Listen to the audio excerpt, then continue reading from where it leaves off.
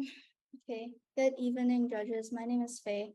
I'm from Indonesia, but I came to Singapore for school, and I came up with extra hands when my mom talked about um, her like how she had trouble finding a caretaker for me and my brother when we were little, and I hope that this could help other parents in need. So I'm gonna talk about the problem, solution, value proposition, comparators, and all of that. So Extra Hands is a app that will compile all of the caretakers in Singapore, and so that it becomes more convenient for parents or elders to hire them. Problem. So around 70,000 seniors in Singapore have difficulty doing basic activities, which means maybe cooking a meal for lunch or dinner could be hard for them, or maybe washing their clothes. Finding nannies through agencies can be a hassle. First, it may be costly. Second, they might have limited options. And third, they're not always ready at hand. Um, and in 2020, the percentage of single parent households with children was 6%, which means that maybe um, they might not have enough time to take care of their children or to look after them, which is a bit dangerous. And there are 63,000 elders living alone in 2020, that since 2010, and it is expected to hit 83,000 in 10 years, according to the Singapore Department of Statistics. And this means that the elderlies are more prone to accidents, as they may have trouble doing basic activities and all. Solution. This so this will help them, it'll be easier to hire them, and there will be different options. There will be different nannies. So if you need like nannies for newborns, so they'll have like there'll be nannies with skills, like experience with newborns or maybe toddlers or even like elders, like if they have any medical needs or anything. And it'll help single parents have a way to take care of their child while they're at work or elsewhere, maybe school. Value proposition, it's convenient, and a percentage of the proceeds will go to a charity focused on children's education, maybe about 10%. And we can work with hospitals for training and annual certification programs. Um, yeah. So these are the competitors. Is Babysits is like an app for with all the caretakers in Singapore, and the average price is about 5 to 25. And Nanny Pro is um basically their nannies have compulsory training in infant care and a first aid course, but similar to Babysits. But what stands us out is we will have the program that that will train them and give them annual certification, and this will maintain quality of the healthcare services, and we can assure the peace of mind to the consumer's family and target market. I'm targeting parents or their elders, and this will help so they can take care of the newborns and the toddlers and the elders and whatnot. And this is the prototype. So it'll be an app, and then it'll show. So aside from their experience, their a brief explanation about them, it can also show their schedules and what time they're available, and again the price range and thing. And there's the business model. So there's key partners, so it will be investors, and there's agencies, hospitals, so for the training and everything. And there'll be influencers. For influencers, it can be content creators, family content creators, so we could reach out to them and ask them to help promote, and maybe if they ever had struggles with finding any caretakers, they could speak more on that. And like Ministry of Health for the like the annual certification. And then customer relations, it'll be like easy to use so that elders can also use it.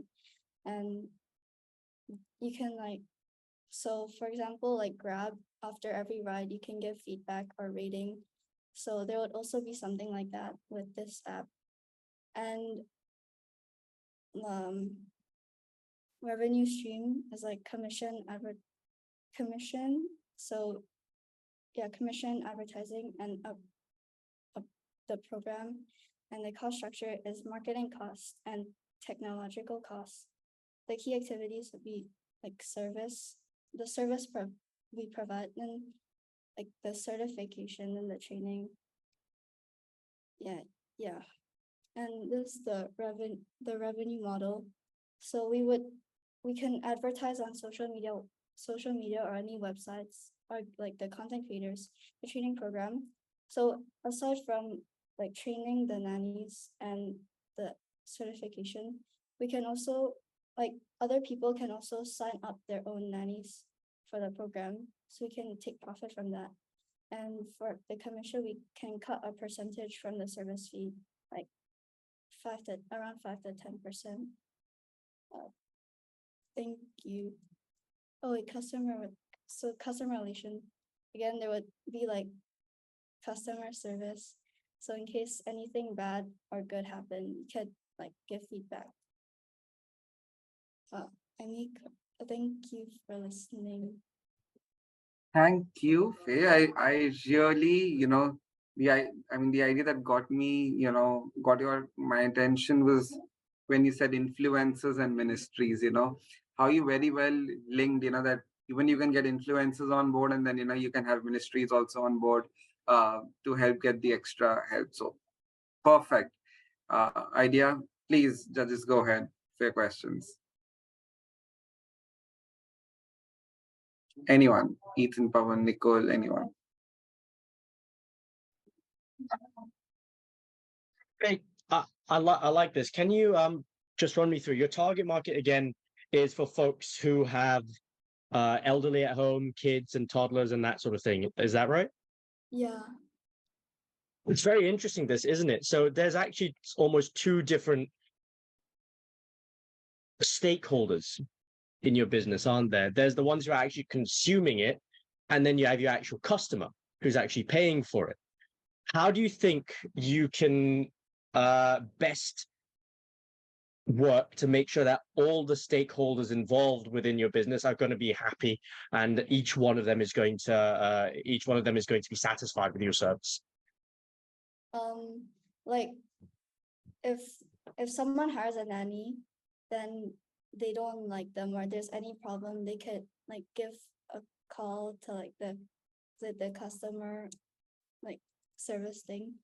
And there's like, you can give the feedback about the nanny afterwards, and maybe the nanny can also like write something about the customer, so that other nannies who might get hired from them will like know a little bit more about them. Interesting. So it's a two-way thing at the same point. That could be very cool. Who do you think is your key stakeholder who will make the decisions? So let's say the elderly person who, like the nanny is looking after or the caretaker is looking after, really likes the caretaker, but maybe their son or daughter who's hired this person doesn't like them. Which one do you think will make the decision as to whether they keep you on as a service provider? Sorry, I didn't quite catch it. So like the customer likes the nanny, but the nanny doesn't like the customer. Actually, see, this is maybe this is too far. I apologize. I'll try to simplify it a little bit. Your customer will be, let's say they're taking hold of someone who's like 95 years old, right? So the customer is probably going to be their kid, the person who's about 60 years old, 50 years old, something like that, right? Who's hiring the caretaker to take care of the nanny.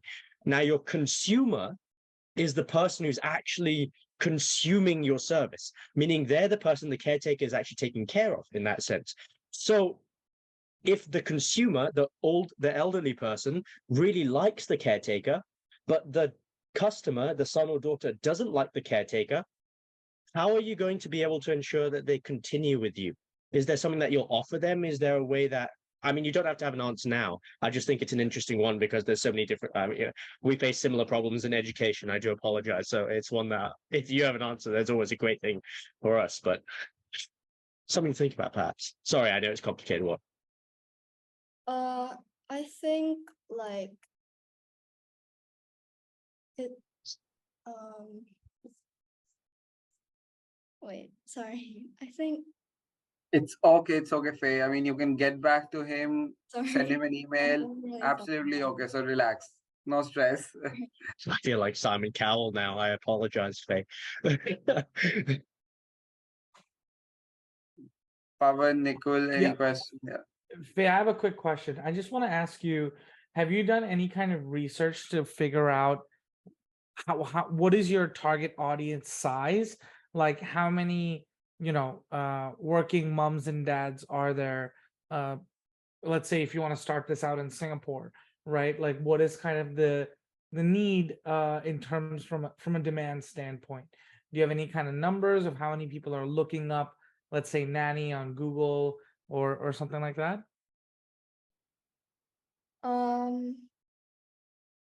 I think like not really, not yet. Okay, cool. Maybe it's just something to keep in mind if you go through to the finals, just having some numbers to show Okay. everyone that, hey, this is an in-demand Yeah. topic, it's an in-demand industry, would be really, really cool. Thank All right. Thank you.